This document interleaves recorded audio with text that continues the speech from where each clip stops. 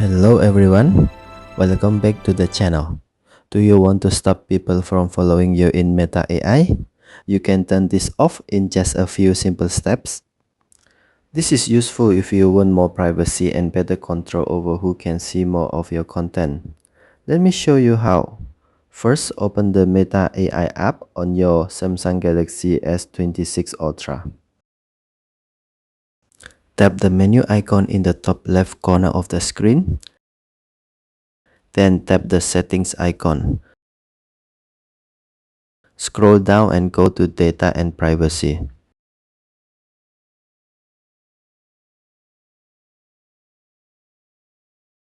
Next, tap Following Permissions. Here, you will find the option Allow people to follow you. You will also see the description. When people follow you, they'll see more of your content on the feed. If the toggle is enabled, other users can follow you and see more of your content. To stop this, simply turn the toggle off.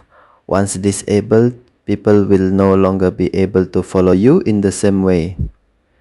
This helps keep your account more private and gives you better control over your content, and that's how to turn off allow people to follow you in Meta AI on your Samsung Galaxy S26 Ultra.